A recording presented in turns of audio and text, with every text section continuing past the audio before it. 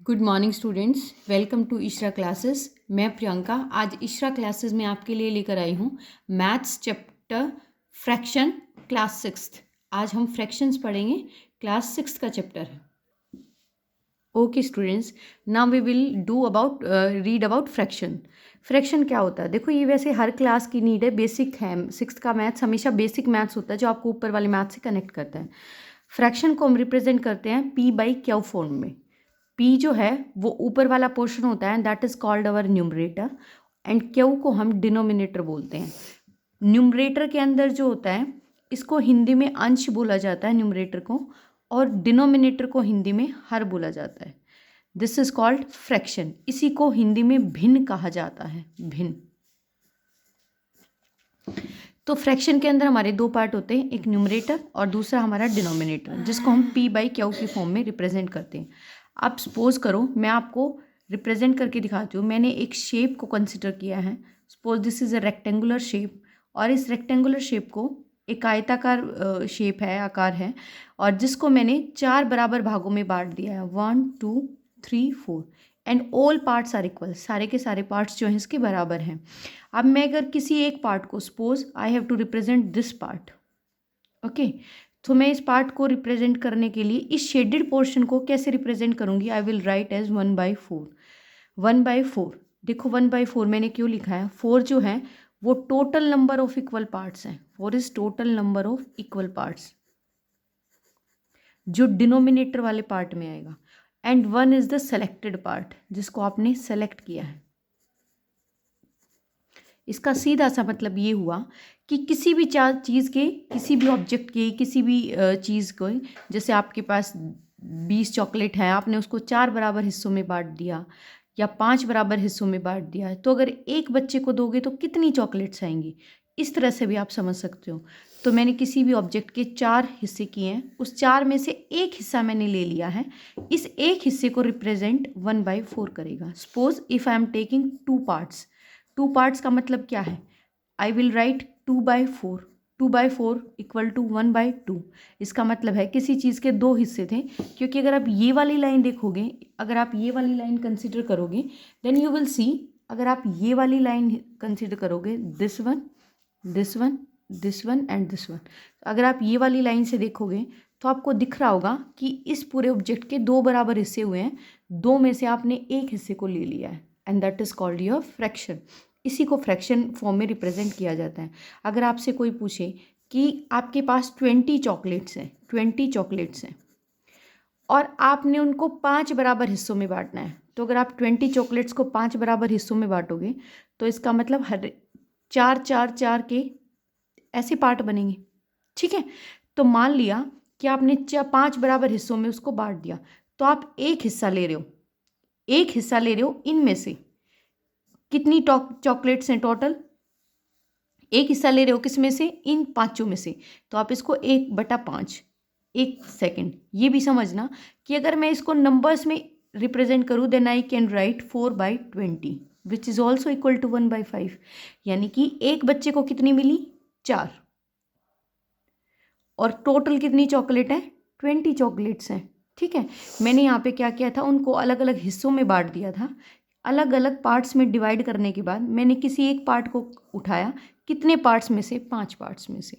This is what we called fraction. आपसे questions पूछे जा सकते हैं। 6th क्लास में जो क्वेश्चन आते हैं वो इस तरह के आते हैं कि 8 hours is a part of a day. How much 8 hours is a part of a day, ये आपसे क्वेश्चन पूछ लिया जाएगा। अब हमें पता है कि जो 1 डे है, 1 day is equal to 24 hours. एक चीज़ हमेशा याद रखना, जो यूनिट्स होती हैं फ्रैक्शन में, they will always be same. That means अगर मैं यहाँ पे आवर्स ले रही हूँ 8 hours, then it should also be in hours. तो हम ऐसा नहीं करेंगे कि 8/1 कर देंगे, this is day and this is hours. तो हम यूनिट हमेशा सेम रखेंगे। आवर्स में ले लो या आप डे में कन्वर्ट करो, जो भी करो, जैसे किलोमीटर और मीटर में आ जाएगा, then in that case also आप पहले यूनिट को सेम करोगे। हमारे पास यहाँ पे 8 आवर्स हैं और यहाँ पे हमारे पास 24 आवर्स हैं। Then I will write 8 hours कितने का हिस्सा पूछा है, how much part 8 hours is a part of a day. Day में कितने होते हैं? That is total. नीचे वाला जो डिनोमिनेटर वाला पार्ट होता है, जो आपका हर होता है, दैट इज़ फॉर टोटल, यानी कि टोटल पार्ट आपका कितना है। Then number of hours in a day is 24, कितने आवर्स आपको लेने हैं, 8 आवर्स लेने हैं, that will be equal to 1/3, यानी कि 8 आवर्स 24 आवर्स के 1/3, यानी कि अगर दिन के 3 हिस्से कर दिए जाएं, उसमें से एक हिस्सा जो है 8 आवर्स बनाएंगे। This is what we do in fractions, ये फ्रैक्शंस होते हैं। आई होप आपको समझ में आया होगा। ऐसे ही मैं आपको एक एग्जाम्पल और लेकर समझा देती हूँ, जिसके अंदर हम करेंगे। Okay, suppose I have 24 apples. I use 1/4 of them. इसने कहा है कि सपोज करो, मान लिया हमने, हमारे पास 24 एप्पल हैं, उन 24 एप्पल्स में से मैंने 1/4 को यूज़ कर लिया है, 1/4 को यूज़ कर लिया है। तो उसने कहा पहले पार्ट में वो ये पूछ सकता है कि हाउ मच लेफ्ट। जब भी हम किसी चीज़ को कंप्लीट लेके चलते हैं, संपूर्ण लेके चलते हैं, then we will count it as 100%, और यू कैन से 1। ये 1 भी 100% को रिप्रेजेंट करता है कि हमने वो चीज़ पूरी कंसिडर करी है। तो हमारे पास 24 एप्पल्स थे टोटल, मेरे पास 24 एप्पल्स थे टोटल। अगर मैं कहूँ इसमें से 1/4 मैंने यूज़ कर लिया, 1/4 का मतलब, अगर आप इसको 1/4 का मतलब है कि 24 क्रॉस 1/4 अगर आप निकालोगे, that will be equal to 6 apples. इसका मतलब है कि मैंने 1/4 पार्ट में 6 एप्पल्स को यूज़ कर लिया। आप इस क्वेश्चन को ऐसे भी कर सकते हो, सिंस मैंने कहा 1/4 मैंने यूज़ किया, यानी कि मैंने उस चीज़ के 4 टुकड़े करे, उस एक टुकड़े को मैंने यूज़ कर लिया। This is used part and this is total part, total part. अब आप देख सकते हो जो टोटल पार्ट है वो मेरे को 24 दे रखा है, टोटल पार्ट इज अवर 24। तो इसका मतलब है 4 का वैल्यू 24 दे रखा है। अगर 4 का वैल्यू 24 दे रखा है तो दोनों तरफ 4 से, क्योंकि यहाँ पे 4 है ना, मेरे को एक का वैल्यू निकालना है, that will be equal to 6। तो इसका मतलब मैंने 6 जो है वो यूज़ कर लिए हैं, that means 6 R will be used by me, 6 मैंने यूज़ कर लिए। जब 24 में से मैंने 6 एप्पल्स को यूज़ कर लिया, हाउ मच लेफ्ट, 18 एप्पल्स। तो कितने एप्पल्स बच गए, 18 apples. Second thing, if I am saying 1/4 is used, 1/4 is used, suppose I am taking कि 1 जो है वो मैंने बताया आपको कंप्लीट होता है, दैट इज़ योर 100%। तो जब भी आप फ्रैक्शंस लोगे, proper fraction, in that case 1 is equal to, sorry 1 minus 1/4, तो आप इसको 1 में से माइनस करोगे। सीधा सा भी आप कर सकते हो, 4 में से आपने 1 पार्ट यूज़ कर लिया तो अनयूज्ड पार्ट कितना बच गया, 4 में से 1 कम हो गया तो 3/4, that is your unused part. आप यहाँ से भी निकाल सकते थे कि 4 का value, that is your total part is 24 apples. अगर ये 24 है तो 4 की वैल्यू अगर 24 उन्होंने बोल दिया, दैट मीन्स ए की वैल्यू 6 है and your 3 would be equal to 18, your 3 would be equal to 18। इसका मतलब अनयूज्ड एप्पल्स कितने हैं, 18। ओके, अगर अब आपको बोल दिया जाए कि ग्राफिकल रिप्रेजेंटेशन करनी है आपको एक डाटा के लिए, जिस डाटा का वैल्यू आपको दे रखा है, आपको कोई भी एक फ्रैक्शन दे दिया जाएगा, suppose 3/4 is given to you and you have to do graphical representation, और आपको ग्राफिकली रिप्रेजेंट करना है, ग्राफिकली रिप्रेजेंट करना है। इन दैट केस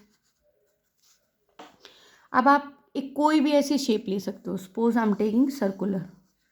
ओके, मैंने एक सर्कुलर शेप ली, तो मैंने इसको 4 बराबर हिस्सों में बांट दिया। मैंने 4 में इसलिए बांटा है बिकॉज डिनोमिनेटर के अंदर 4 है, दैट इज़ 4 इक्वल पार्ट्स में मैंने बांटना। ये हमेशा याद रखना, इस तरह की रिप्रेजेंटेशन हमेशा इक्वल पार्ट्स के बेसिस पे होती है।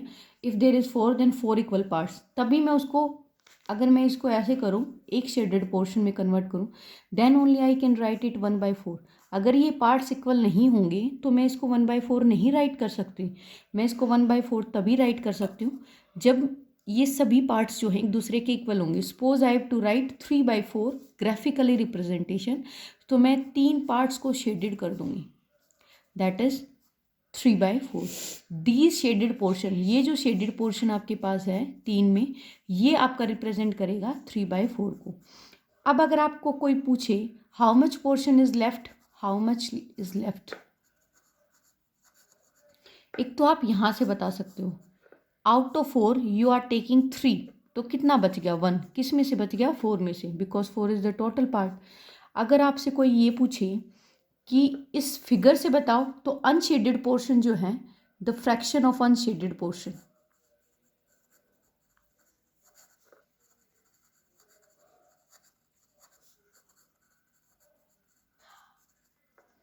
Is equal to 1/4।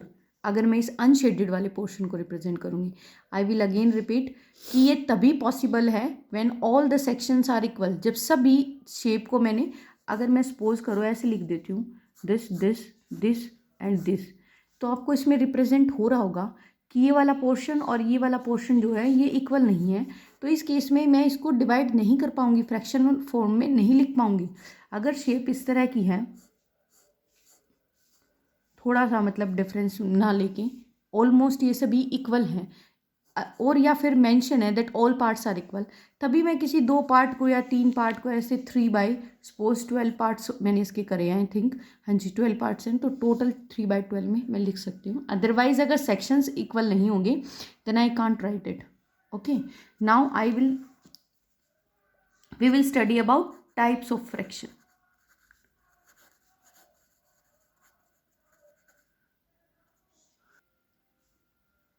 Okay, our first type is proper fraction. Proper fraction वो फ्रैक्शंस होते हैं जिसके अंदर आपका न्यूमरेटर पोर्शन जो होता है, न्यूमरेटर पार्ट जो होता है, numerator part value is always less than the denominator. जैसे मैंने कोई भी नंबर लिखा 2/3, 1/4, 6/8, 3/7, all these are examples of proper fractions. ये मैंने कैसे बोला है? Because two is less than 3, that is आपका जो अंश है वो हर से छोटा है। इसके अंदर भी 1 जो है लेस देन 4 है, दैट इज जो न्यूमरेटर वैल्यू है वो डिनोमिनेटर से कम है। इसके अंदर भी 6 is less then 8, that means आपका जो अंश है वो इस केस में भी हर से छोटा है। And this is 3 less than 7, that is आपका न्यूमरेटर पोर्शन जो है वो डिनोमिनेटर से छोटा है। Numerator is less than denominator. These type of fractions are called proper fractions, जिसको हमने अब तक ग्राफिकली भी रिप्रेजेंट किया है और बहुत सारे एग्जाम्पल से मैंने अभी पढ़ाया है, वो सारे आपके प्रॉपर फ्रैक्शंस के एग्जाम्पल हैं।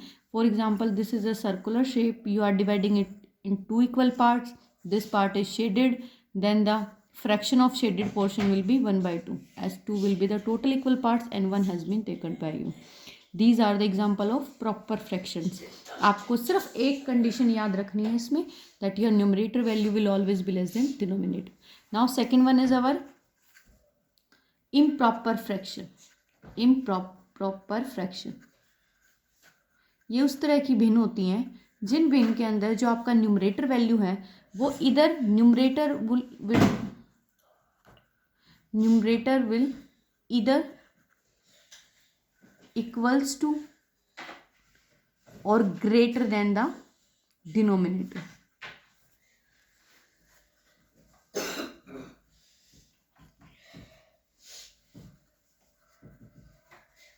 इसके इम्प्रॉपर फ्रैक्शंस वो फ्रैक्शंस होते हैं जिसके अंदर आपका जो अंश होता है वो हर से बड़ा होता है, यानी कि जो आपका भिन्न में ऊपर आएगा, दैट इज़ अगर मैं भिन्न को P/Q के फॉर्म में रिप्रेजेंट करती हूँ, देन आई विल से कि P जो है वो Q से बड़ा होगा, या इधर इक्वल टू और मे बी इक्वल टू, वो उसके बराबर हो सकता है। If I will right 4/4, this is also example of improper fraction. If I will right 7/3, this is also example of improper fraction. If I will write 7/4 और 9/6, ये सभी के सभी जो एग्जाम्पल्स हैं वो इम्प्रॉपर फ्रैक्शन के एग्जाम्पल हैं। इसके अंदर भी आपको बस यही कंडीशन रखनी है कि आपका जो अंश है वो हर से छोटा होगा। जैसे आप देख सकते हो कि 7 3 से छोटा है, 7 4 से छोटा है, इस केस में 9 6 से छोटा है। तो ये सारे के सारे एग्जाम्पल्स जो है इम्प्रॉपर फ्रैक्शन के हैं। या यहाँ पे 4 जो है वो 4 के बराबर है, यानी कि दोनों के दोनों आपस में बराबर हैं। These are the example of improper fraction. Okay, next one is our mixed fraction. Mixed fraction एक ऐसा फ्रैक्शन है जिसमें एक होल नंबर प्लस आपका जो है प्रॉपर फ्रैक्शन, जब उन दोनों को कंबाइन कर दिया जाता है then it will becomes a mixed fraction. For example, मैंने 1 एक होल नंबर ले लिया। होल नंबर्स वो सभी नंबर्स होते हैं जो 0 से इस तरफ 0 1 2 3 अप टू इन्फिनिटी, ये सारे आपके होल नंबर्स होते हैं, पूर्ण संख्याएं होती हैं। अगर मैं 1 + 1/3 करूँ, that is a proper fraction, ये आपका प्रॉपर फ्रैक्शन है और ये आपका होल नंबर है। Then I can also write it as 1:1/3। तो मैं इसको 1:1/3, एक और एग्जाम्पल ले देती हूँ, 3 + 4/7।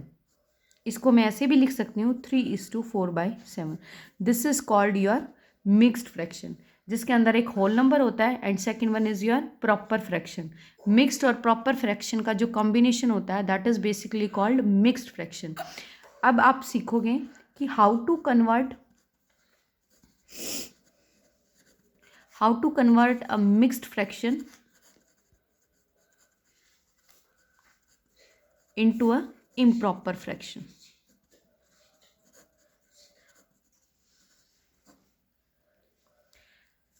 ये बहुत इंपॉर्टेंट है, आप ध्यान से करेंगे कि एक इम्प्रॉपर फ्रैक्शन में आपको कन्वर्ट करना है एक मिक्स्ड फ्रैक्शन को। Suppose number 4:3/7 is given to you, you have to convert into a mixed fraction. जो मिक्स्ड फ्रैक्शन होता है उसका एक फॉर्मूला होता है, मिक्स्ड फ्रैक्शन इक्वल टू जो आपका होल नंबर है, होल नंबर जो आपकी पूर्णांक संख्या है उसको गुना करेंगे आपके डिनोमिनेटर से, जो आपका हर है जिसको हर बोला जाता है, उसमें प्लस करेंगे, इस दोनों की गुणा में प्लस करेंगे जो आपका न्यूमरेटर है जिसको अंश बोला जाता है, और इस सारे नंबर को डिवाइड करेंगे किससे, आपके डिनोमिनेटर से। डिनोमिनेटर इज योर हर अगेन। ओके अगर मैंने ये नंबर लिया, suppose I am taking 4:3/7, then I will do it as 4 is your whole number, इसको मल्टीप्लाई करेंगे डिनोमिनेटर दैट इज 7 प्लस जोड़ेंगे उसके अंदर numerator that is 3 divided by 7, that becomes 7 4 28 + 3 31/7। This is what we called improper fraction. Okay तो ये आपका एक improper fraction में कन्वर्ट हो गया। इस तरह के हम और भी क्वेश्चंस ले सकते हैं। Suppose I am taking 9:3/7, 9:3/7, I am taking a whole number proper fraction. You can also write it as 9 + 3/7। इसको ऐसे भी लिखा जा सकता है, बेसिकली ये यही होता है। अगर आप इससे भी इसको सॉल्व करोगे तो भी आपको वही रिजल्ट मिलेगा, नीचे 7 63 + 3 दैट इज 66/7। अब आप इसको इस वाले फॉर्मूले से करेंगे, then in that case also 9 जो होल नंबर है, पूर्णांक संख्या है, उसको हर से गुणा करेंगे, उसमें अंश को जोड़ेंगे और भाग करेंगे हर से, then it will becomes 63 + 3 divided by 7 that is equal to 66/7। This is your improper fraction.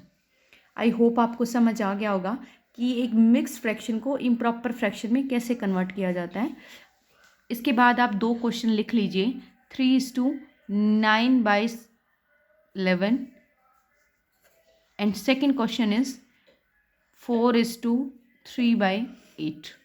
आप इसको खुद से करके देखिएगा, आपको अगर कोई भी डाउट है तो वो भी क्लियर हो जाएगी। आई होप आपको मेरा पढ़ाया हुआ समझ आ रहा है। जिस बच्चे को स्लो लगे वो यूट्यूब पे वीडियो को फास्ट करके 2x की स्पीड पे करके देख सकता है। अगर आपको मेरा पढ़ाया हुआ अच्छा लग रहा है then please like share and subscribe my channel. Please press the bell icon so that जो भी वीडियो मैं डालूँ उसकी नोटिफिकेशन आपके फ़ोन पे आ जाए। हम 6th का 7th 8th जो भी क्लासेस होंगी सबका मैथ्स का पूरा सिलेबस करेंगे, तो आप मेरे चैनल को फॉलो करते रहिए और इसे सब्सक्राइब कर लीजिए। Now we will do about okay अब हमने कन्वर्ट किया था कि how to convert a mixed fraction into improper fraction. अब क्वेश्चन उल्टा करके देखेंगे that how to convert a improper fraction into a mixed fraction. To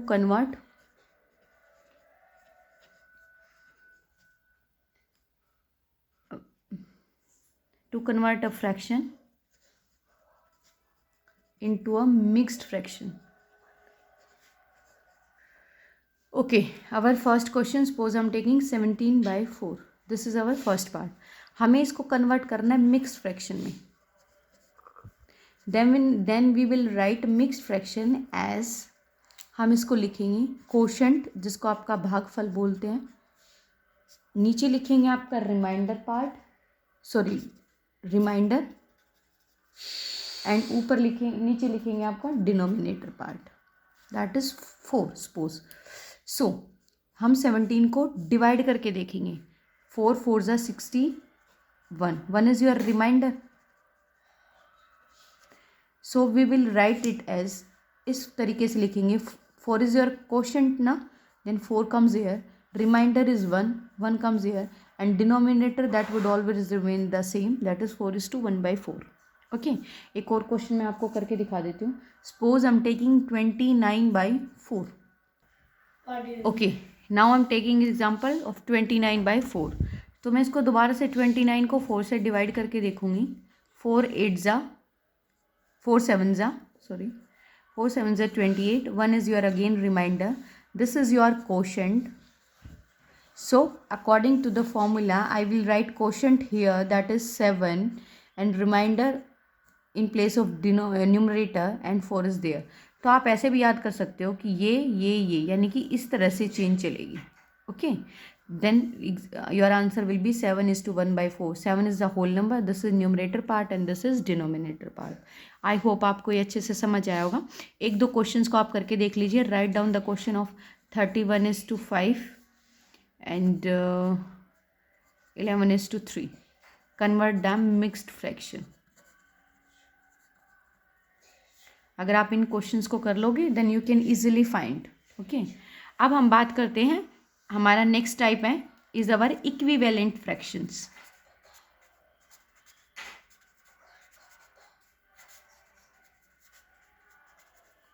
equivalent fractions, equivalent fraction से ही आपको इक्वालिटी का एक नज़रिया मिल रहा होगा। सो इक्विवेलेंट फ्रैक्शंस वो फ्रैक्शंस होते हैं having the same value, that is अगर मैं एक नंबर लिखूँ 1/4, okay, if I will multiply the numerator and denominator by 2, it becomes 2/8. Now again I will multiply it by 3, numerator and denominator also, it becomes 3/12. If I will multiply the numerator and denominator part by 4, then it will becomes 4/16. If I am multiplying it by 5/5, then it becomes 5/20 and so on. Now you will see, अगर आप numerator और denominator को simple form में लेके आओगे then it will again becomes 1/4. 2 4 ज़ा 8 होता है, 2 1 ज़ा 2, 2 4 ज़ा 8. इस केस में भी 3 1 ज़ा 3, 3 4 ज़ा 12, 4 1 ज़ा 4, 4 4 ज़ा 16, 5 1 ज़ा 5, 5 4 ज़ा 20. आपको हर केस में वही नंबर वापस मिल रहा है जिससे आपने, क्योंकि जब मैं 2 से न्यूमरेटर और डिनोमिनेटर दोनों को मल्टीप्लाई कर रही हूँ या 3 से कर रही हूँ या इधर 4 से कर रही हूँ, तो आप देख सकते हो इस 4 से ये 4 कट जाएगा, 5 से 5 कट जाएगा, 2 से 2, 3 से 3. इसका मतलब है जब हम सेम चीज़ को सब्ट्रैक्ट और ऐड करते हैं, अगर इक्वालिटी के रिलेशन में हो, ऐसे ही मल्टीप्लिकेशन में अगर सेम चीज़ से मल्टीप्लाई और डिवाइड कर रहे हैं डिवीज़न में भी, तो वो कोई इफेक्ट नहीं डालती है. तो इक्विवेलेंट फ्रैक्शंस वो फ्रैक्शंस होते हैं जिसमें एक फ्रैक्शन को डिफरेंट फॉर्म्स में कन्वर्ट किया जाता है, but that always equal to its original form. कि मैंने इसको 2/8 भी लिखा, 3/12 भी लिखा, 4/16 भी लिखा, 5/20 भी लिखा, but it always remain it's natural form, that is 1/4. जो हमने नॉर्मल फॉर्म इसकी ली थी, जो इसकी शुरुआती फॉर्म हमने ली थी, वो अपनी नॉर्मल फॉर्म को कभी नहीं छोड़ता है. That is all about equivalent fractions. Now suppose I have to find equivalent fractions of 3/5. इस तरह के क्वेश्चंस आपको दिए जाएंगे. 2 मैं लिख के दिखा देती हूँ, 2 आप खुद से लिखना. 3/5 को मैं लिख सकती हूँ, if I will multiply it by 2 then it becomes 6/10. If I will multiply it by 3 then it becomes 9/15. and so on. You can multiply both numerator and denominator part by 4, 5, whatever number you would like, but always remember जो आपका numerator और denominator में जिस number से आप multiply कर रहे हो वो सेम होगा. that gives you equivalent fraction. वो आपको equivalent fractions देंगे. ठीक है, आपको एक क्वेश्चन सब खुद से घर पे करने हैं. नाउ अब मैं आपको एक फ्रैक्शंस में एक तरह के क्वेश्चन आते हैं जिसके अंदर आपको एक ब्लैंक दिया जाता है और उस ब्लैंक को आपको फिल करना होता है. Suppose I am taking 2/7 equal to 8 by this. इस खाली ब्लैंक का मतलब है कि which number should be placed here, which number should be placed here.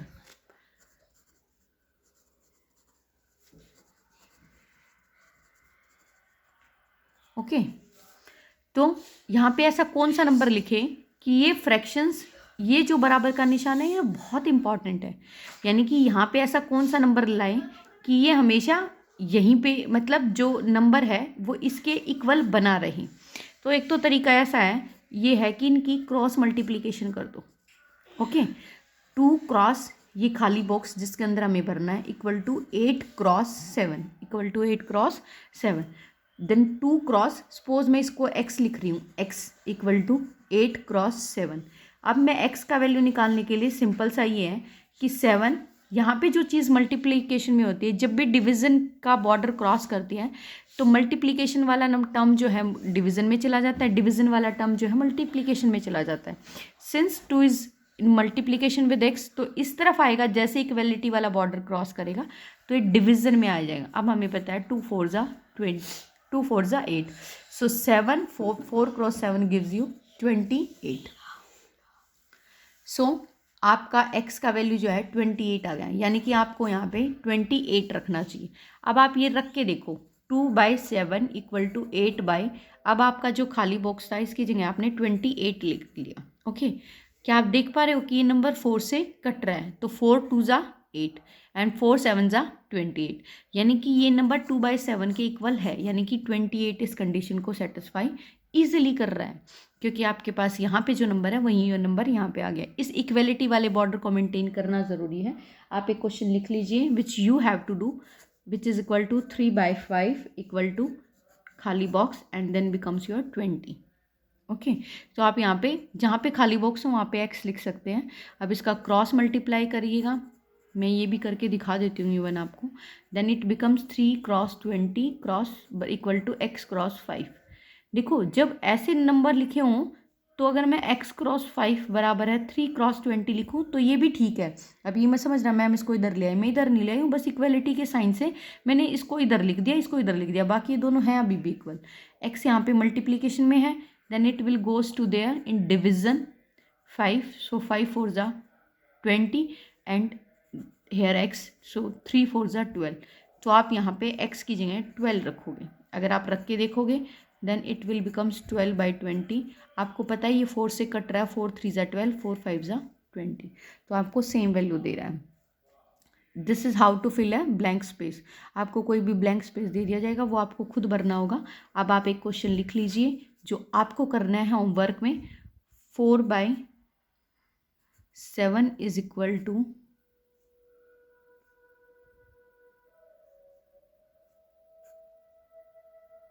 ये तो सेम हो जाएगा आई थिंक।